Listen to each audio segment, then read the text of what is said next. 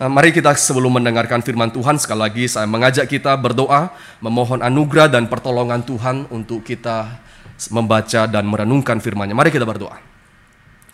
Ya Bapa di sorga, kami bersyukur, berterima kasih karena Engkaulah yang memberkati setiap kami dan memberikan kesempatan kepada setiap kami untuk boleh hadir ke tempat ini, beribadah bersama-sama memuji Engkau. Kami berdoa ya Tuhan, karena sebentar lagi kami akan membaca firman-Mu dan merenungkannya. Kiranya Tuhan yang boleh memberkati kami, sebagaimana Engkau telah memberkati umat-Mu dari zaman ke zaman, melalui pemberitaan firman Tuhan, melalui perenungan firman Tuhan. Dan kiranya hari ini pun ketika kami membaca firman-Mu dan merenungkan firman-Mu, berkatilah kami ya Tuhan, berikan firman yang menumbuhkan iman kami, berikan firman yang meneguhkan hati kami, berikan firman yang menuntun kami, sehingga kami boleh mengerti apa yang harus kami kerjakan dan bagaimana kami harus berespons kepadamu ya Tuhan. Berkati setiap kami ya Tuhan, berikan konsentrasi. Kami yang datang dari tempat ini dengan membawa berbagai macam pergumulan dari rumah kami, tetapi kami rindu ya Tuhan, Engkau memberikan konsentrasi kepada kami. Dalam waktu yang singkat ini, biarlah firman-Mu berbicara dalam hati kami, menggugah hati dan pikiran kami, sehingga apa yang boleh kami renungkan, yang boleh kami baca pada hari ini, sungguh-sungguh menjadi satu hal yang Tuhan pakai untuk boleh mempertumbuhkan iman kami. Terima kasih ya Tuhan, kami memohonkan berkat-Mu kepada setiap kami. Dalam nama Tuhan Yesus kami berdoa dan bersyukur. Amin. Kita akan membaca kembali dalam kitab Nehemia. Mari kita membuka Nehemia. Kita akan masuk dalam pasal ke-13. Namun sebelumnya kita tidak membaca semuanya, saya membaca satu ayat saja dan sambil nanti kita merenungkan, kita membaca beberapa ayat yang lainnya. Nehemia pasal 13 ayat yang ke-6. Saya akan membacakan kepada kita satu ayat ini saja untuk boleh memberikan sebuah gambaran kepada kita apa yang sedang terjadi. Nehemia 13 ayat 6, demikian firman Tuhan, ketika peristiwa itu terjadi, aku tidak ada di Yerusalem, karena pada tahun ke-32 pemerintahan Artasasta, Raja Babel, aku pergi menghadap raja.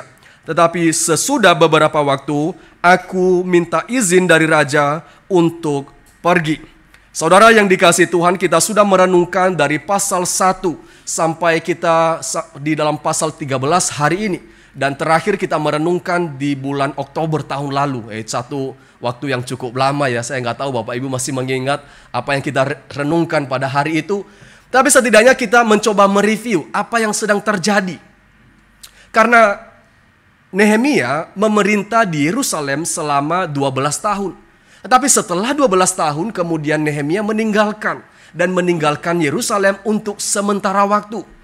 Kita tidak tahu persisnya berapa lama dia meninggalkan akan Yerusalem, kembali ke Persia, bertemu dengan raja. Tetapi para komentator mengatakan tidak terlalu lama, di dalam waktu yang sangat singkat. Maka baru kemudian Nehemia kembali dan mendapati kekacauan di Israel. Saudara, mari kita melihat dari awal bagaimana pemanggilan Tuhan kepada Nehemia. Ketika ada orang yang sharing kepada Nehemia, keadaan Israel itu sangat mengenaskan loh. Kenapa? Karena nggak ada temboknya. Karena mereka menjadi pembicaraan, menjadi hinaan. Umat Tuhan di tanah perjanjian sekarang nggak ada benteng yang menghalangi musuh untuk masuk. Dan kita tahu dalam pasal 1 Nehemia bergumul. Nehemia bergumul, berdoa, meminta apa yang harus dia kerjakan. Ketika mendengarkan masalah yang dihadapi umat Tuhan, dia berdoa, Tuhan, apa yang harus saya lakukan? Dia mempersiapkan. Dan dia kemudian menetapkan hatinya untuk pergi membangun tembok Yerusalem. Dan dengan meminta izin kepada raja.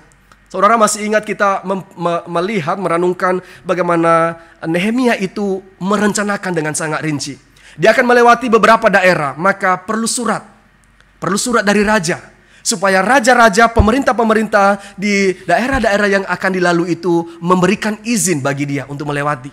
Kalau membangun tembok berarti membutuhkan kayu. Berarti dia perlu surat dari raja supaya satu daerah itu memberikan kayu kepadanya. Supaya apa? Supaya kemudian dia bisa membangun tembok. Saudara, bagaimana pada malam hari Nehemia ketika sampai di Yerusalem dan dia berkeliling memperhatikan melihat mana yang rusak, apa yang harus dilakukan. Dan dia kerjakan itu pada malam hari, sehingga ketika dia sudah memiliki semua data, dia memanggil tua-tua dan mengatakan, mari kita membangun. Dan kemudian mereka memulai membangun. Saudara, di dalam pembangunan tembok itu, pergumulan tidak henti-hentinya kan ya.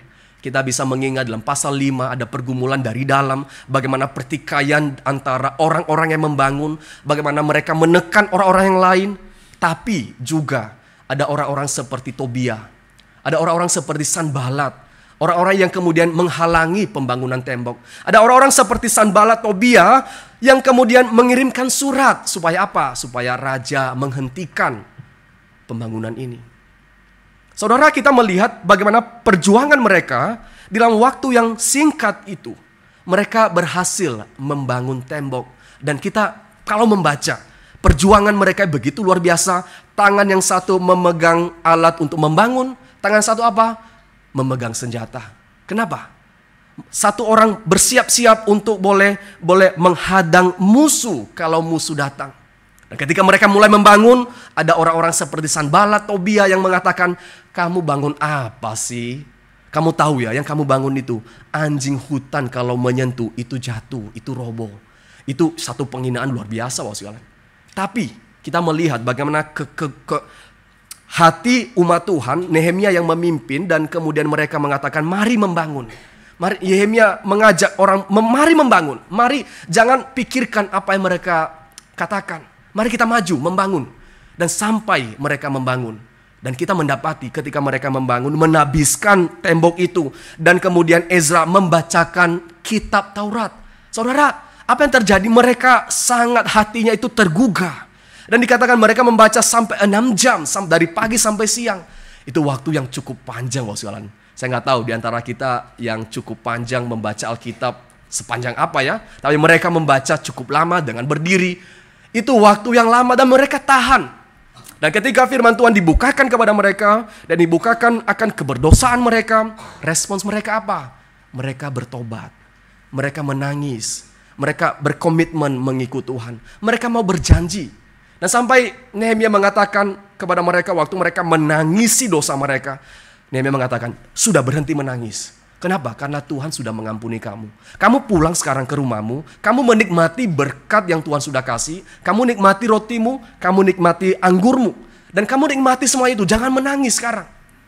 Ketika mereka membaca firman, mendengarkan firman, hati mereka tergugah oleh firman karena teguran yang begitu keras, mereka menangis. Dan kemudian Nehemia mengatakan, sudah berhenti menangis. Berhenti menangis. Sekarang waktunya bersukacita karena Tuhan menerima kamu. Sampai kita masuk dalam pasal 10 ya. Mereka membuat satu komitmen yang luar biasa di sana. Dan mereka berkomitmen sampai pasal 12. Kita membaca di sana bagaimana mereka mengatakan kepada Nehemia, kami mau berjanji mengikut Tuhan, kami mau melayani Tuhan, kami mau mendukung pekerjaan Tuhan. Bait Allah, orang-orang Lewi yang bekerja di sana, kami mau sokong mereka. Kayu dibutuhkan untuk korban bakaran, kami mau dukung.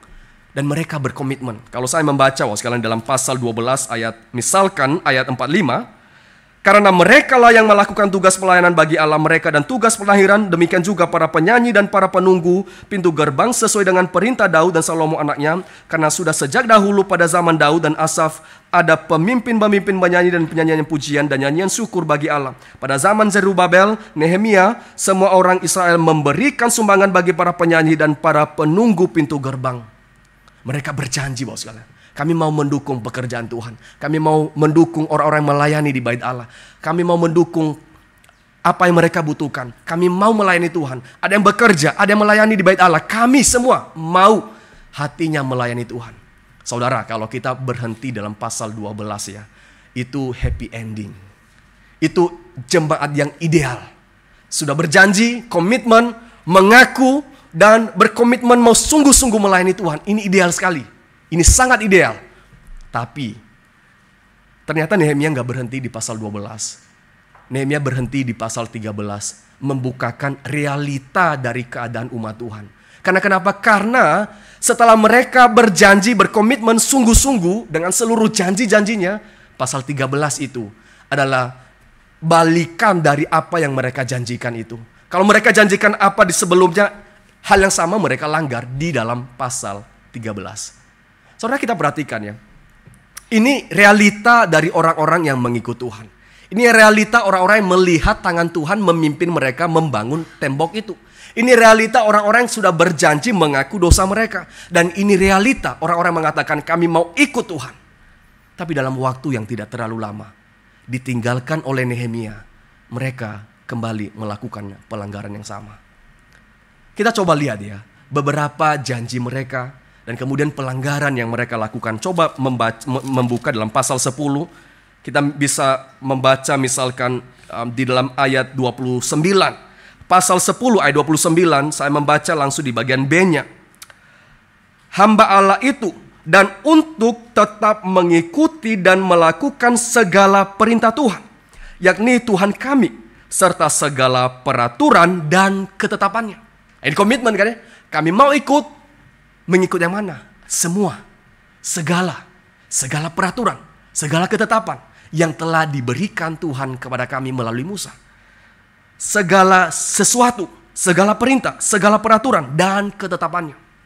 Misalkan apa? Dalam ayat 30. Pula kami tidak akan memberikan anak perempuan kami kepada penduduk negeri ataupun mengambil anak-anak perempuan mereka bagi anak-anak lelaki kami. 31. Dan bila mana penduduk negeri membawa barang-barang dan berbagai-bagai gandum untuk dijual pada hari Sabat, kami tidak akan membelinya dan mereka pada hari Sabat atau pada hari yang kudus. Saudara, kita melihat bagaimana komitmen mereka. Anak kami tidak kami mau kasih, baik laki-laki, perempuan. Yang laki-laki kami tidak mau ambil anak perempuan dari bangsa lain. Kami mau jaga kekudusan kami. Kami umat Allah. Dan ketika pada hari Sabat kami mau menjaga kekudusan hari Sabat itu. Kami mau beribadah kepada Tuhan. Kalau ada yang berjualan, kami nggak mau beli. Bukankah ini sesuatu yang indah ya? Sesuatu yang baik yang kita pikirkan. Mereka mau berkomitmen, mau mendedikasikan bait Allah untuk melayani, bait Allah untuk kemudian tempat untuk mereka bertemu Tuhan, menyembah Tuhan, mendengarkan firman Tuhan. Tapi saudara, di dalam ayat ke-6, Nehemia mengatakan pada waktu itu, ada satu waktu ketika dia meninggalkan Yerusalem, terjadi kekacauan. Karena kekacauan itu dimulai di mana? Di bait Allah. Kekacauan apa maksudnya? Kita coba membaca sekarang dalam pasal 13 ayat 4. Kita mencoba melihat beberapa masalah dan juga nanti kita akan merenungkan bagaimana Nehemia mengapa masalah itu terjadi dan terakhir bagaimana Nehemia mengatasi masalah itu. Pertama, kita melihat ya di dalam ayat keempat, saya membacakan bagi kita. Tetapi sebelum masa itu, Imam Eliasib yang diangkat untuk mengawasi bilik-bilik rumah Allah kami dan yang mempunyai hubungan erat dengan siapa? Tobia. Siapa Tobia bapak sekalian? Masih ingat kan ya? Tobia yang tadi di pasal-pasal awal itu merongrong pembangunan tembok. Tobia, Sanbalat. Dan kita coba melangkah di dalam dalam ayat 28. Seorang dari anak Yoyada bin Eliasib, imam besar itu adalah menantu siapa? Menantu Sanbalat. Kita bisa melihat gambarannya ya. Ini ada Sanbalat, ada Tobia. Dan apa yang dilakukan oleh Eliasib, sang imam besar itu, sang imam yang punya kuasa begitu besar, dikatakan dalam ayat kelima saya membacakan. Mulai dari ayat 5, menyediakan semua bilik besar bagi Tobia. Sebelumnya orang membawa ke bilik itu korban sajian, kemenyan, perkakas-perkakas dan persembahan perpuluhan daripada gandum, anggur dan minyak yang menjadi hak orang-orang Levi, para penyanyi dan para penunggu pintu gerbang, dan persembahan khusus bagi para imam.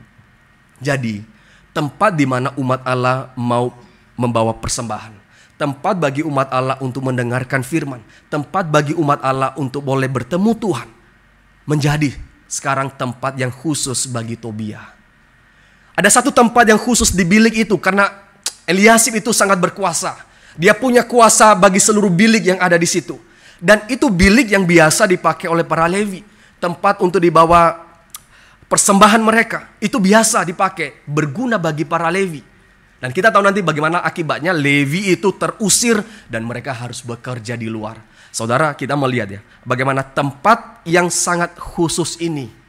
Yang tadinya mereka mengatakan, kami mau ikut Tuhan, kami mau beribadah, kami mau memberikan persembahan bagi Tuhan. Sekarang tempat itu diberikan khusus bagi Tobia. Siapa Tobia? Tobia itu bukan orang percaya.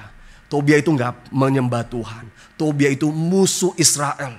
Tobia itu nggak percaya kepada Tuhan, nggak takut akan Tuhan. Tapi sekarang ya, dia memiliki tempat yang khusus di dalam tempat peribadatan orang Israel. Kita melihat ya bagaimana kekacauan ini terjadi.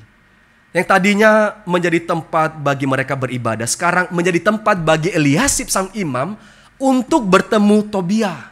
Kita nggak tahu sekali, tapi kemungkinan besar tempat itu adalah tempat yang tidak semua orang datang. Tempat itu nggak semua orang bisa akses. Itu menjadi tempat yang tenang bagi mereka ngobrol. Mereka merencanakan segala sesuatu, perdagangan barangkali, bisnis barangkali.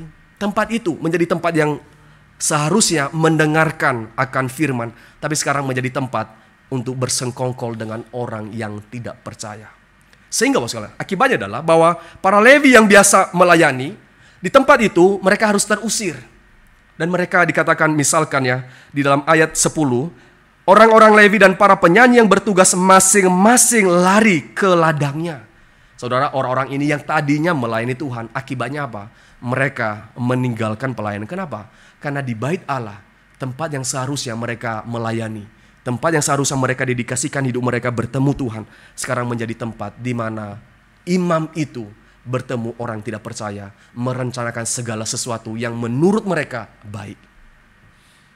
Kita melihat masalah yang lain yang timbul di dalam orang Israel ketika Nehemia meninggalkan mereka dalam waktu yang singkat saja.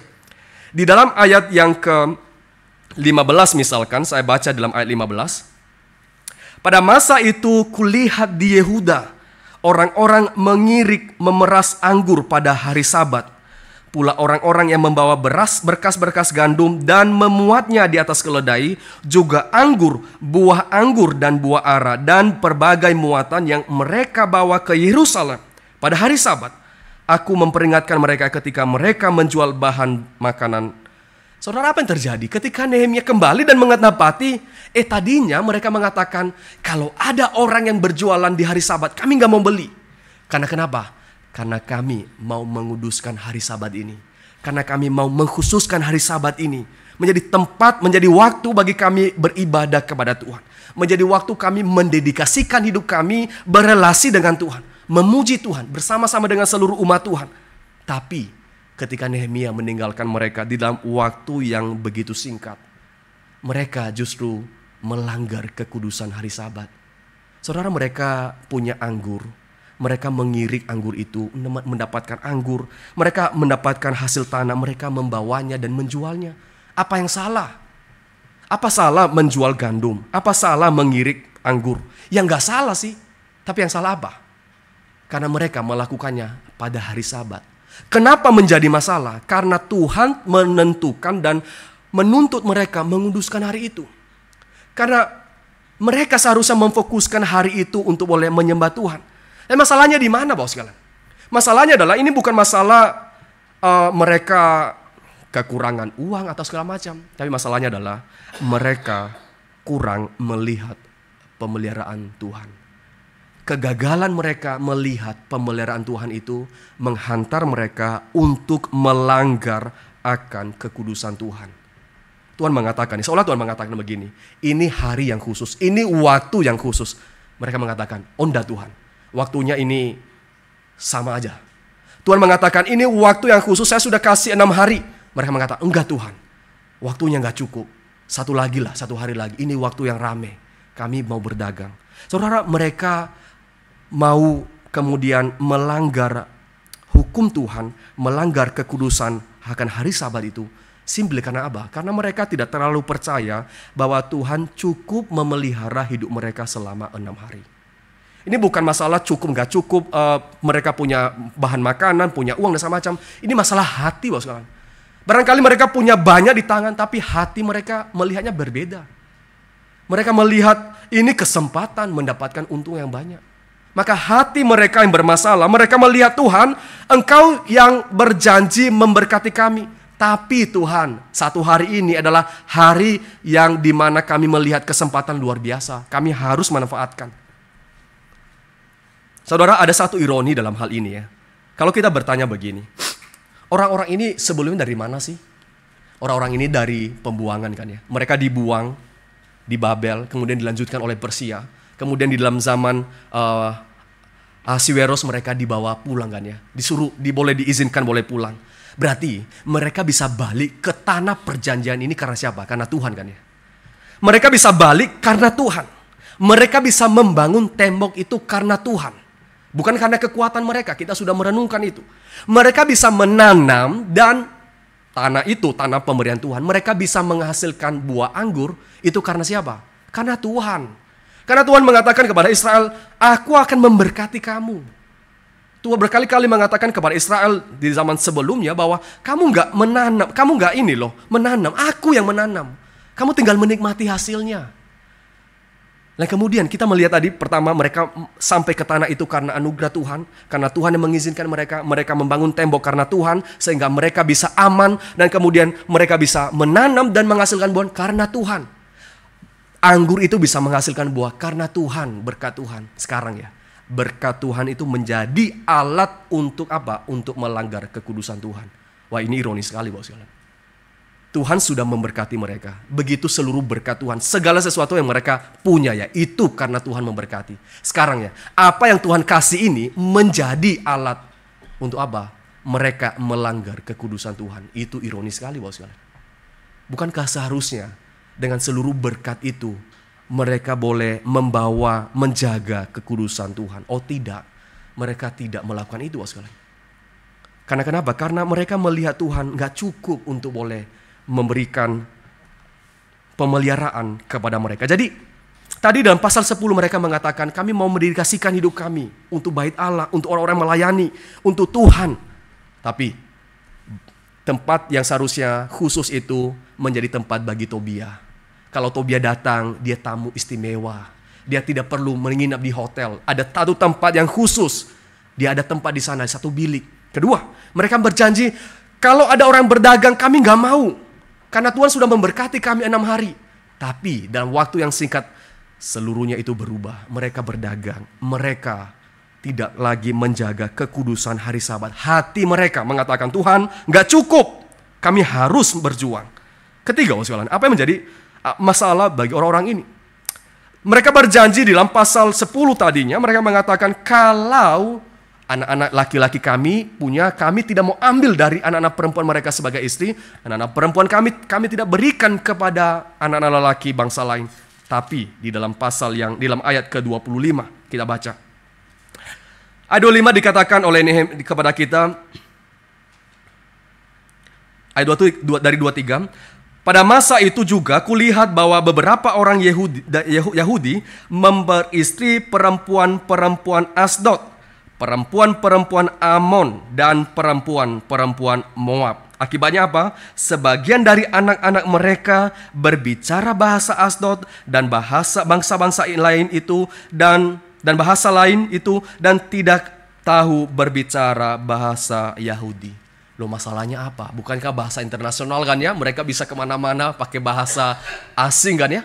Oh tapi ini masalah bagi Israel. Kenapa? Karena Taurat itu ditulis dalam bahasa Yahudi. Loh, gimana cara mereka bisa membaca? Bagaimana mereka mendengarkan Taurat kalau mereka tidak berbahasa Yahudi? Sementara ibu mereka itu bangsa lain. Anak itu lebih dekat kemana? Ya ibunya lah. Tiap hari ketemu ibunya. Mendengarkan bahasa ibunya. Ya dia taunya budaya ibunya, bahasa ibunya. Nah bagaimana kemudian dia bisa mendengarkan Taurat, mendengarkan firman, membaca Taurat? Ya nggak mungkin. Saudara, kita lihat di sini ya, bagaimana perubahan itu.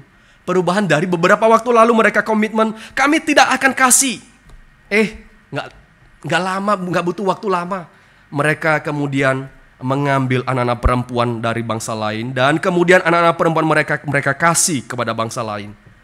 Saudara, mereka baru saja mengucapkan janji ya. Mereka baru saja berjanji, berkomitmen. Tetapi realitanya mereka tidak memegang janji itu. Ditinggal sebentar sama Nehemia. Di sisi lain ya, dalam hal ini kita melihat ya, bagaimana peran Nehemia, peran pemimpin itu luar biasa.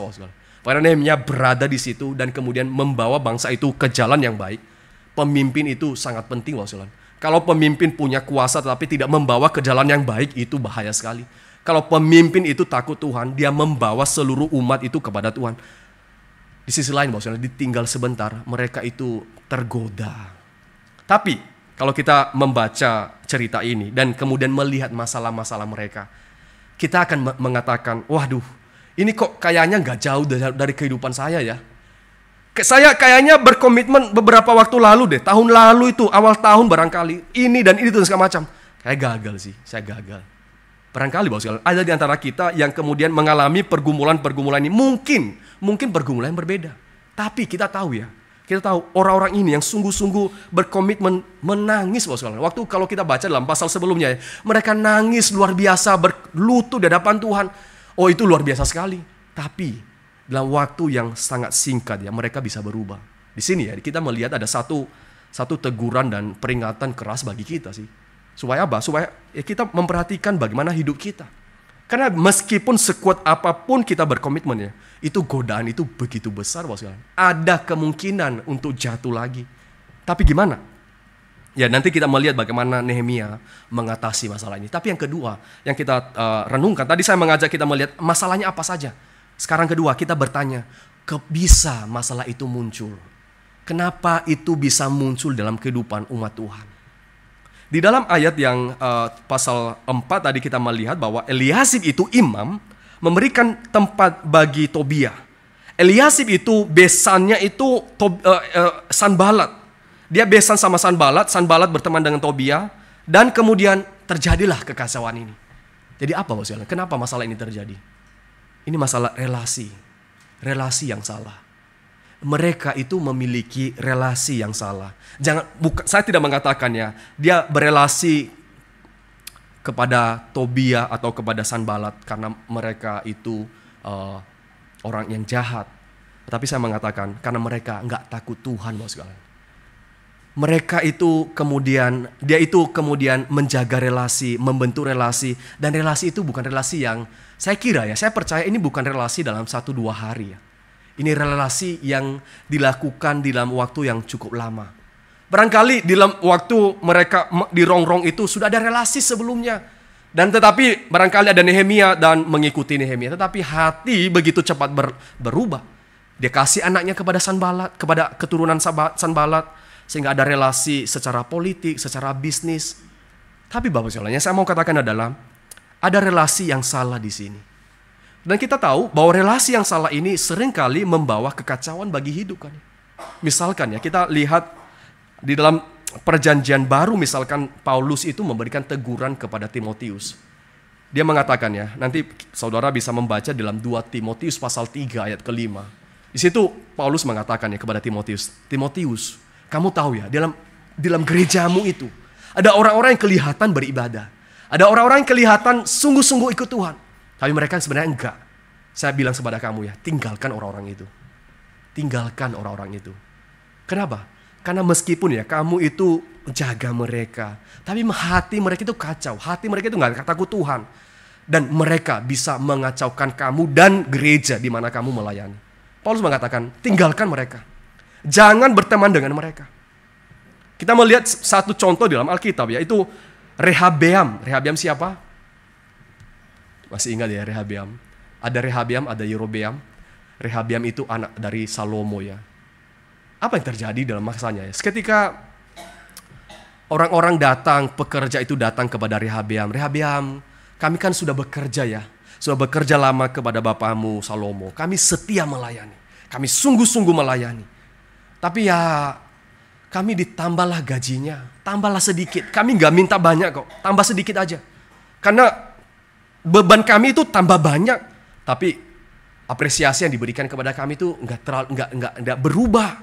Tolonglah kami, tambahlah sedikit. Apa yang dikatakan oleh Rehabeam? Oke, bentar ya. Saya coba berkonsultasi dulu. Apa yang harus saya lakukan? Maka dia kemudian datang kepada tua-tua yang hidup sezaman dengan ayahnya Salomo. Dan berkata, apa yang harus kulakukan kepada orang-orang ini? Dan kemudian orang-orang itu mengatakan, ya dengarlah mereka. Memang mereka sudah bekerja keras. Memang mereka sudah bekerja sangat luar biasa setia kepada bapamu. Kasihlah, tambahkanlah buat mereka. Tapi kemudian dia pergi kepada rekan-rekannya sebaya dengan dia. Dan mengatakan, apa yang harus kulakukan? Wah, teman-temannya mengatakan, oh jangan gitu dong. Bilang mereka, kamu lebih berkuasa dari ayahmu. Kamu punya kuasa itu lebih bijaksana dari ayahmu. Bilang mereka ya, itu ya kelingking ayahku itu. Pinggangnya ayahku itu. Itu enggaklah jauh besar dari saya punya jari kelingking. Jadi kalau ayahku itu tindas kamu, satu misalkan. Saya akan tindas kamu dua.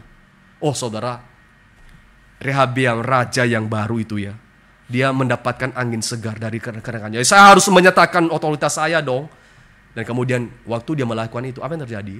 Israel itu menjadi pecah kan ya. Ya kita tahu ya, Israel itu pecah di dalam kedaulatan Tuhan kan ya. Tapi Israel pecah karena ada orang muda yang tidak mendengarkan nasihat orang tua. Ada orang muda yang berteman dengan yang orang tidak berpengalaman, orang yang tidak takut Tuhan, yang orang yang hanya memikirkan dirinya sendiri. Sehingga apa? Membuat kekacauan bagi umat Tuhan. Membuat kekacauan kerajaan itu menjadi terbelah menjadi dua. Kita tahu bagaimana hikmat dalam Amsal mengatakan kebiasaan-kebiasaan yang baik itu bisa hancur karena kenapa? Pergaulan yang buruk. Mas saudara, kita melihat di sini bagaimana Eliasib seorang imam imam itu nggak ada lagi di atasnya dia. Dia orang yang paling penting di situ. Apapun yang dia katakan itu firman Tuhan ya. Dia melayani kok, dia imam kok. Tapi dia punya pergaulan yang buruk. Dia bergaul dengan orang yang tidak takut akan Tuhan. Orang yang hatinya jahat. Maka akhirnya apa? Dia kemudian membawa seluruh umat Tuhan itu jauh kepada Tuhan. Pergaulan yang salah, bos. Pergaulan yang salah itu yang membuat pertama itu kekacauan terjadi di dalam Israel. Maka kalau kita berefleksi dalam hal ini, ya kita patut berhati-hati. Saya tidak mengatakan jangan berteman dengan orang yang tidak percaya. Jangan berteman dengan orang yang tidak takut akan Tuhan, maksudnya yang hatinya jahat. Kadang-kadang kita cukup percaya diri gitu ya. Agak sombong barangkali dan mengatakan, enggak lah, saya tidak terbawa oleh rekan saya yang jahat itu. Saya tidak terbawa oleh rekan saya yang tidak takut Tuhan itu. Saya mau memenangkan dia. Itu teman saya loh, teman saya dari SD. Saya mau memenangkan dia. Tapi saudara, kita tahu ya, seringkali terjadi adalah bukan memenangkan dia. Tapi yang terjadi adalah kita terbawa di dalam keadaan dan kemudian kita juga melanggar Tuhan. Saudara, ada orang yang kemudian mengatakannya, saya mau melakukan penginjilan. Kemana? Penginjilan ke orang-orang yang PSK begitu ya. Dan kemudian dia berteman dengan mereka. Motifnya baik, motifnya baik. Tapi akhirnya apa? Ini kejadian nyata, kejadian akhirnya bukan dia menginjili, dia yang dibawa untuk masuk dalam praktek itu. Kenapa? Ya kamu membuat pergaulan yang kamu sendiri nggak kuat kok, sama orang yang nggak takut akan Tuhan. Saya bukan mengatakan jauh ya orang-orang itu, enggak, saya bukan mengatakan itu, tapi berbijaksanalah. Cari teman itu berbijaksana. Cari orang yang dekat dengan kita itu harus bijaksana. Karena kenapa? Karena seluruh kebiasaan yang baik yang kita punya itu bisa merusak segala sesuatunya. Karena pergaulan yang buruk. Karena orang-orang yang ada di sekitar kita. Ada orang yang mengatakan ya, buku apa yang kamu baca itu akan menentukan kamu 10 tahun lagi. Tapi bukan hanya buku, sekalian. Kamu berteman dengan siapa hari ini, itu akan menentukan hari depanmu. Anak remaja perlu berhati-hati. Anak pemuda perlu sangat berhati-hati. Orang tua juga perlu berhati-hati. Nggak ada satupun yang tidak perlu berhati-hati di dalam membentuk relasi. Tapi ini kita lihat ya, ini relasinya mungkin dari perdagangan, kemudian relasi keluarga semakin intim. Saudara, kita melihat di sini ya, itu bukan waktu yang pendek, tapi waktu yang lumayan panjang. Maka kalau kita tahu ya, dari awal itu kita tahu ya perlu tutup pintu. Kita lanjut di dalam masalah yang terjadi ini. Kenapa masalah itu terjadi? Pertama itu karena pergaulan relasi yang salah. Relasi yang tidak takut kepada orang-orang yang tidak takut akan Tuhan, yang hatinya jahat. Kedua, kalau kita berbicara berkenaan dengan hari Sabat, mereka berjualan di hari Sabat. Kenapa? Masalahnya itu karena sekali lagi seperti yang katakan tadi, ini masalah doktrinal. Ini berkali-kali saya mengatakan ya di mimbar ini bahwa doktrin itu bukan masalah ini ya di otak saja. Doktrinal itu masalah bagaimana kita hidup sehari-hari. Doktrin itu bagaimana kita hidup hari demi hari. Mereka punya pengenalan yang salah sih. Mereka berpikir bahwa Allah itu tidak cukup untuk boleh memelihara mereka.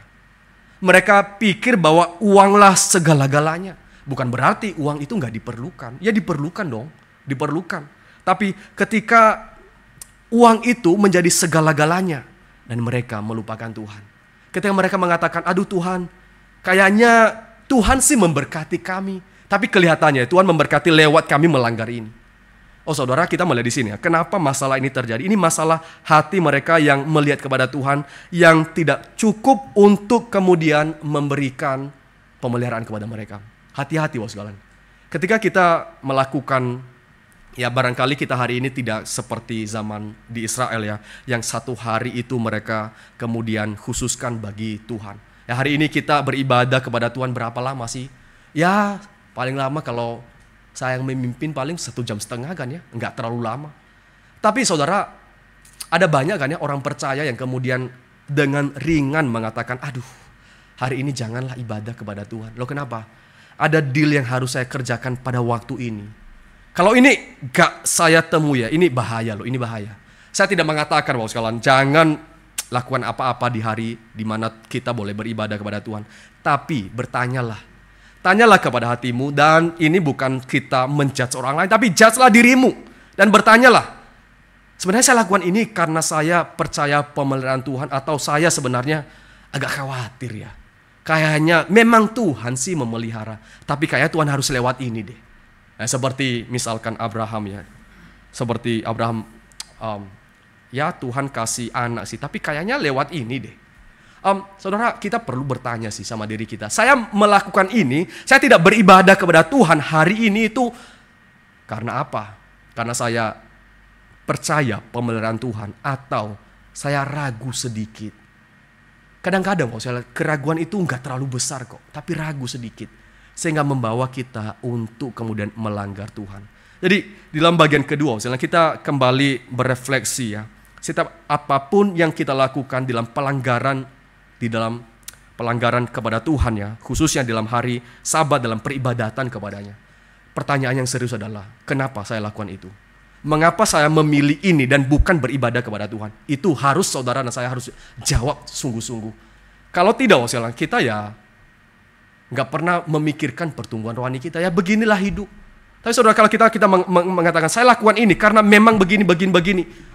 Tapi saya mau sungguh-sungguh mengatakan, Tuhan, saya mau utamakan Engkau. Hari ini Tuhan akan memelihara saya. Ya bisa juga. Tapi ada orang-orang yang harus bekerja, ya silakan. Bertanggung jawablah di hadapan Tuhan.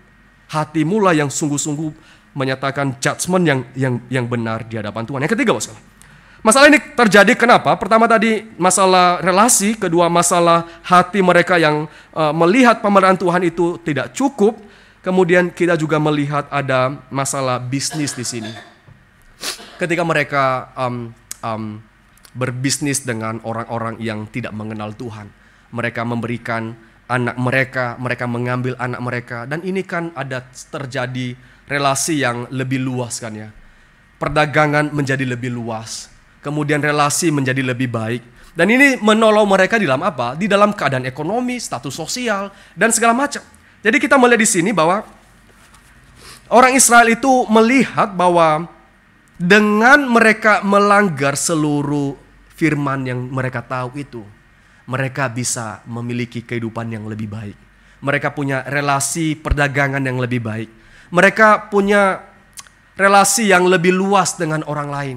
Ini masalah bisnis, masalah bisnis, masalah uang. Mereka merelakan itu semua. Barangkali juga masalah harga diri mereka. Oh, kami semakin lebih terpandang dong. Kalau kami punya relasi dengan keluarga A yang sangat hebat itu, meskipun tidak takut Tuhan. Oh saudara, kita mulai di sini ya. Bagaimana kemudian kekacauan itu terjadi. Barangkali masalah bisnis, barangkali masalah relasi, dan kemudian membawa kekacauan bagi orang Israel. Sehingga apa? Sehingga mereka melupakan Tuhan.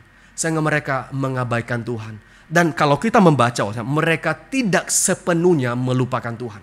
Tetapi apa? Mereka mencoba berkompromi sedikit lah. Sedikit saja. Gak terlalu banyak, tetapi sedikit saja. Kita kasih ruang sedikit untuk ini. Ada kompromi yang terjadi, ada kompromi memberikan tempat bagi Tobia supaya relasi menjadi aman. Dulu dia rongrong kita. Ya siapa tahu sekarang Nehemia meninggalkan kita, keadaan lebih baik, relasi lebih baik, politik lebih baik. Mereka boleh melanggar sabatnya Tuhan. Ya siapa tahu dengan begini kehidupan dengan lebih baik. Saudara, kita melihat masalah itu terjadi karena mereka sekali lagi tidak melihat kepada Tuhan dengan benar. Dan sekarang kita bertanya bahwa sekarang, bagaimana Nehemia mengatasi masalah itu? Bagaimana Nehemia kemudian menegur mereka, mengatasi masalah yang mereka hadapi yang sedang terjadi? Di dalam bagian pertama ketika masalah Tobia, yang saya baca di dalam ayat yang ke-8 ya. Ini tindakan yang dilakukan oleh Nehemia. Aku menjadi sangat kesal. Lalu kulempar sebuah perabot rumah Tobia keluar bilik itu. Nah ini keras ya sekalian. Nehemia datang, dia lihat, dia buang keluar semua. Oh, kalau kita kan, tunggu dulu dong, panggil Eliasib. Eliasib, kenapa ini terjadi? Kamu kok kasih tempat buat Tobia? Kita bicara dulu ya, kita bicara ya. Kita komunikasi dulu, kita diskusi dulu ya. Baiknya gimana? Barangkali kita berpikir demikian ya, tapi Nehemia melakukan tindakan yang cukup ekstrim di sini. Dia datang, dia cut langsung, dia lempar semua keluar. Gak ada kesempatan berdiskusi lagi, bos. Gak ada. Gak ada kesempatan memberikan ruang untuk boleh berbagi pikiran, untuk mengatasi masalah. Ini masalah real. Ini sudah kelihatan jelas kok masalahnya. Masalahnya kamu menjadikan tempat untuk orang-orang melayani, untuk tempat seharusnya umat Tuhan boleh datang berkumpul melayani Tuhan, tempat yang khusus untuk mereka melayani Tuhan. Sekarang kamu jadikan tempat untuk orang yang tidak mengenal Tuhan itu masuk ke sini. Gak ada kemungkinan berkomunikasi, bos. Dia lempar keluar. Saudara, apa yang dilakukan oleh Nehemia di sini? Nehemia membersihkan dengan begitu tegas. Gak ada ruang lagi. Saudara, kita barangkali bisa analogikan begini, bos. Ketika kita beli ikan misalkan, dan kemudian kita taruh di kulkas ikan itu, dan kita lupa, tidak kasih di freezer, tetapi di bawah gitu ya, sehingga ikan itu menjadi bau. Saudara, saya mau tanya ya, apa yang kita lakukan ya? Kita akan begini kan, ambil ikan itu buang, atau kemudian saudara mengatakan, kenapa ya kulkas ini bisa bau? Oh, ada ikan yang busuk. Kenapa ya bisa busuk ikan ini? Oh, karena ada bakteri ini. Oh, sebentar ya. Kenapa ikan ini bisa busuk? Saya harus pelajari dulu. Ada nggak ya? Nggak ada sih kurasa ya. Saya rasa. Setiap orang akan membuka kulkas itu dan mengambil ikan itu dan membuang ke tong sampah. Kenapa? Nggak ada waktu lagi pikirlah, ini kenapa bisa begini, unsurnya apa dan segala macam. Nggak ada. Kenapa? Ini sudah merusak. Ini sudah sangat merusak dan membuat seluruh isi kulkas itu menjadi bau. Gak ada lagi waktu untuk boleh bertanya, siapa yang kasih, kapan dikasih, tanggal berapa. Gak ada, bos. Ambil, buang. Supaya apa? Supaya menjaga kulkas itu menjadi lebih baik, dibersihkan. Dan barangkali, bos, barangkali pun kita akan membersihkan seluruh isinya. Kenapa sudah sangat terlalu bau? Dan itulah yang dilakukan oleh Nehemia di sini. Nehemia datang, melihat masalah sangat kacau sekali. Masalah sudah begitu busuk sekali di dalam tempat peribadatan. Dia datang dan membuang. Saudara, kalau kita merefleksikan dalam bagian ini ya, kalau kita melihat diri kita dalam kegagalan kita ya, saya percaya ya, nggak ada orang yang 100% nggak pernah yang sempurna gitu ya. Kita pasti ada gagalnya. Dan kita waktu melihat kegagalan kita tahu apa yang menjadi sumber kegagalan kita. Maka apa yang harus dilakukan? Nehemia ya, melalui pasal 13 ini, dia mengatakan, cut, buang, bersihkan. Loh, sayang dong. Bukankah relasi itu sudah dijaga baik-baik? Tobia loh, itu pemerintah bangsa sebelah loh. Itu dia punya kuasa hebat loh. Saya punya besan itu si Sanbalat, punya teman itu nggak gampang loh. Ini relasi yang baik, tunggu dulu dong. Oh enggak, bos. Itu meskipun ya itu menyakitkan. Dibuang, bos. Buang. Nehemia mengatakan, itu nggak ada tempat untuk berdiskusi, buang.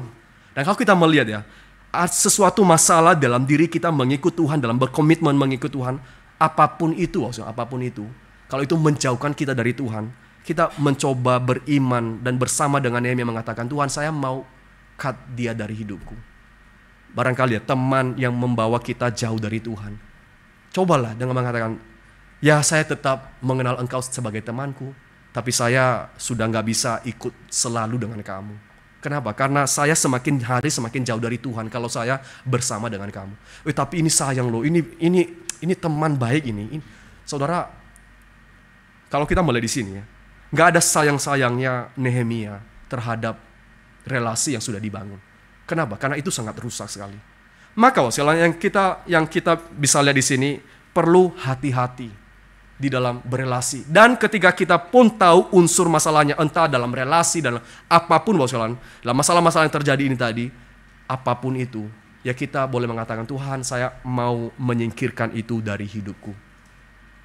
Jikalaupun itu sesuatu yang berat, sesuatu yang sangat menyenangkan hati kita, nah kita boleh seperti Nehemia, meng-cut itu dan membuangnya. Kenapa? Lebih baik kita merasa sakit, lebih baik relasi politik tidak terlalu baik, tetapi kita boleh berkenan di hadapan Tuhan. Jadi itu yang pertama.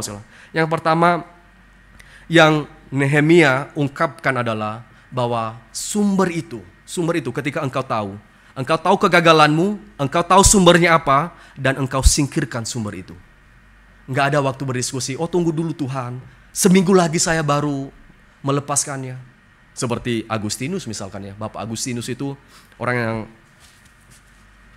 yang ini dalam kehidupan rohaninya ya, pernah mengatakan, Tuhan saya mau mengikut engkau. Saya tahu engkau Allahku, saya mau mengikut engkau, tapi Tuhan, enggak hari ini. Saudara, itu kalimat yang diutarakan oleh Bapak Agustinus. Saya mau ikut engkau Tuhan, saya mau bertobat, tapi enggak hari ini. Tapi saudara, bagi kita ya, yang kita tahu, apa menjadi sumber masalah, menjadi sumber yang menjauhkan kita dari Tuhan, mari kita cut dan buang. Supaya apa? Kehidupan kita boleh kembali berfokus kepada Tuhan. Kedua, di dalam hal yang dilakukan oleh Nehemia adalah, khususnya di dalam perkawinan campur, saya mengajak kita membaca di dalam ayat yang ke-25. Ayat 25 saya membacakan bagi kita. Aku menyesali mereka, kutuki mereka, dan beberapa orang di antara mereka kupukuli, dan kucabut rambutnya, dan kusuruh mereka bersumpah demi Allah.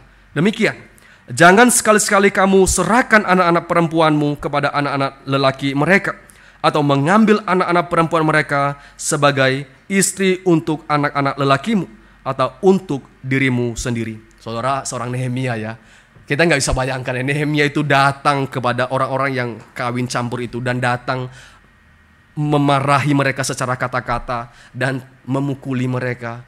Orang tua memukuli anak muda, gimana ya? Dan kemudian bukan hanya itu, di sini kan ya, dia cabut rambut mereka. Ini satu hukuman yang diberikan oleh Nehemia. Dan Nehemia pantas melakukan itu. Kenapa? Karena dia telah mempersiapkan umat ini, menjaga mereka, memimpin mereka. Ditinggal sebentar. Ini orang-orang yang dia layani dan segala macam. Dia berhak memukul mereka. Dia berhak untuk menegur mereka. Bahkan dia berhak mencabut rambut mereka. Kenapa harus mencabut rambut, Karena rambut itu sesuatu yang menjaga kehormatan seseorang, kan, baik perempuan atau laki-laki. Dan ketika mereka rambutnya dibotakin, itu satu keadaan yang hina pada masa itu. Dan saya kira pada masa sekarang pun kadang-kadang juga ada orang sungkan seperti saya mungkin. Rambut itu sangat diperhatikan. Tetapi ketika Nehemia mencabut mereka, mereka merasa malu sekali. Mereka menundukkan diri mereka. Satu teguran keras, Dan apa yang dilakukan oleh Nehemia di sini? Nehemia menegur, memukuli mereka, tetapi yang terutama adalah meminta mereka bertobat. Bagaimana mengatasi masalah ini, Bagaimana mengatasi masalah mereka? Nehemia kembali memanggil mereka untuk bertobat. Kan sudah kawin campur, gimana dong? Sekarang ya, Nehemia itu memanggil mereka, jangan lagi, bertobat kamu. Artinya apa? Ya kamu sudah gagal kok, kamu udah gagal. Tapi sekarang saya panggil kamu ya, saya pukuli kamu ya. Saya sekarang memanggil kamu, mari komitmen mengikut Tuhan. Yang lalu gimana? Ya sekarang, yang lalu ya sudah berlalu. Sekarang apa? Sekarang bertobat. Saya kira ini ya kita perlu responi dengan tepat ya. Di dalam kegagalan kita, di dalam kelemahan kita. Saya tidak bicara dalam hati yang jahat ya Bos, tetapi dalam kelemahan, kegagalan kita, ya kita jatuh, kita gagal. Maka apa yang harus kita lakukan? Datang kepada Tuhan di dalam kerendahan dan bertobat. Kadang-kadang iblis itu merongrong hati kita. Oh, kamu sudah gak layak. Kamu sudah melanggar Tuhan. Gak bisa lagi. Tapi saudara, melalui cerita Nehemia di dalam pasal 13 ini, dia kembali memanggil kita untuk bertobat. Kamu gagal? Ya gagal. Sekarang apa? Kamu kembali ke Tuhan. Kamu kembali berkomitmen kepada Tuhan. Kamu kembali nyatakan hatimu, kesungguhan hatimu, mau ikut Tuhan lagi. Dan itu yang harusnya terjadi di dalam kehidupan kita sebagai orang percaya. Saya percaya di dalam kegagalan-kegagalan kita yang kita lewati setiap harinya harusnya membawa kita untuk kembali bertobat kepada Tuhan. Sebagaimana seorang teolog mengatakan pertobatan itu terjadi setiap hari. Bukan pertobatan dari seperti awal ya ketika kita baru pertama kenal Tuhan. Tapi pertobatan hati yang melawan Tuhan, hati yang gagal di dalam mengikut Tuhan. Kita bertobat, mengakui dan mengatakan akan dosa-dosa kita dan mengikut Tuhan kembali. Hal yang kedua, berdatanglah kepada Tuhan, bertobatlah, nyatakanlah isi hatimu di hadapan Tuhan. Hal yang ketiga, menjadi bagian terakhir yang saya mau sharingkan kepada kita dalam, tadi saya mengatakan bagaimana cara Nehemia mengatasi masalah ini. Pertama, dia kemudian memberikan teguran keras kepada Sanballat, kepada Eliasib, untuk kemudian mereka menjaga relasi. Dan kemudian di dalam pasal yang di dalam ayat yang ke-25 kita melihat bagaimana dia mengatasi masalah ini ketika meng-cut off sudah selesai, sekarang diajak untuk bertobat sungguh-sungguh. Terapi yang terakhir yaitu datang kepada Tuhan di dalam kerendahan hati, meminta anugerah Tuhan. Kita tahu ya bahwa Nehemia itu melakukan semuanya ini dengan kesungguhan hati, dengan benar-benar dia mau orang Israel itu bertobat, meninggalkan dosa-dosa mereka. Tapi yang terakhir ya, kita lihat di dalam ayat 28 sampai 31 itu adalah satu kalimat yang kembali mengingatkan kita, Nehemia itu kembali datang di dalam kerendahan hati meminta pertolongan Tuhan. Seolah kalau kita baca dari 27 sampai terakhir itu seolah Nehemia mengatakan, saya sudah melakukan segala sesuatunya Tuhan, tapi sekarang biarlah Engkau yang bekerja. Biarlah Engkau yang mencukupkan anugerah-Mu bagi umatmu. Kita melihat di sini Nehemia kembali mengakhiri dengan datang kepada Tuhan, meminta pertolongan Tuhan. Saudara, nggak ada satupun di antara kita yang bisa meninggalkan dosa-dosa kita dengan kekuatan kita sendiri. Maka di bagian akhir itu Nehemia kembali menyatakan doanya kepada Tuhan dan meminta pertolongan Tuhan. Dan harap ini menjadi respons kita ya. Dalam kegagalan-kegagalan kita sudah kita datang kepada Tuhan dalam pertobatan kita, tapi kita benar-benar berharap anugerah Tuhan hari demi hari. Kiranya pertumbuhan bisa terjadi dalam kehidupan kita. Di dalam apa? Di dalam pertolongan yang Tuhan berikan kepada kita. Nah, harap ini menjadi berkat bagi kita sekalian. 13 pasal kita sudah renungkan.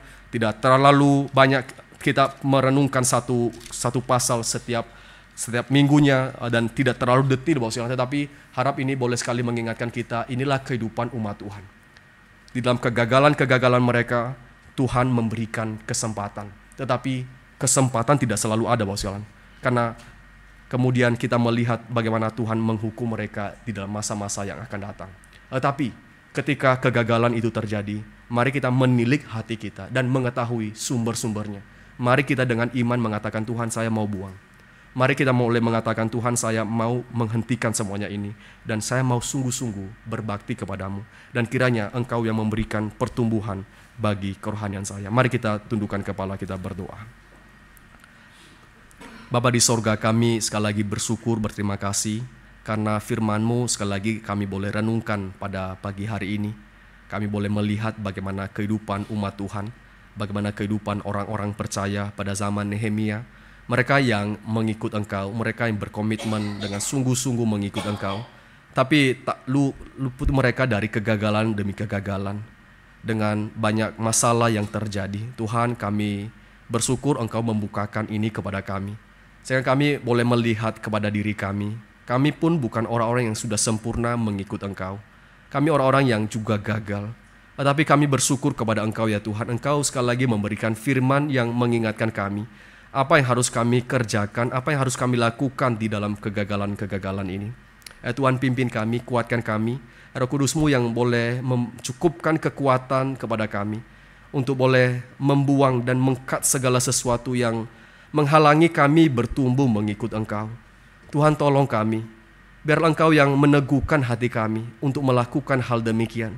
Meskipun sesuatu yang menyenangkan hati kami, sesuatu yang sangat penting bagi kami, tetapi kiranya Engkau memberikan iman kepada kami untuk boleh membuangnya. Jikalau itu sesuatu yang menghalangi kami untuk boleh datang kepada Tuhan. Jikalau itu sesuatu yang membuat kami jauh daripada Engkau ya Tuhan. Kuatkan kami, teguhkanlah hati kami ya Tuhan. Berkatilah setiap kami dalam seluruh pergumulan kami. Ketika kami datang setiap harinya di hadapan-Mu dan menyatakan akan pengakuan-pengakuan kami, dosa-dosa kami, dan menyatakan komitmen kami untuk boleh bersungguh-sungguh mengikut Engkau. Tuhan, jangan lepaskan kami. Jangan lepaskan kami ya Tuhan, karena kami membutuhkan tangan-Mu yang kuat, yang menopang kami untuk boleh menjalankan panggilan kami sebagai umat-Mu, untuk boleh menjalankan panggilan kami, untuk boleh mengikuti komitmen yang Tuhan berikan di dalam hati kami. Tuhan, kami membutuhkan Engkau, dan kami sangat membutuhkan Engkau di tengah-tengah dunia ini, karena kami tahu ya Tuhan bahwa iblis tidak pernah tinggal diam untuk boleh terus memanggil kami untuk menjauh daripada Engkau. Tuhan, berbelas kasihanlah, cukupkanlah anugerah-Mu kepada setiap kami. Dalam nama Tuhan Yesus kami berdoa dan bersyukur. Amin.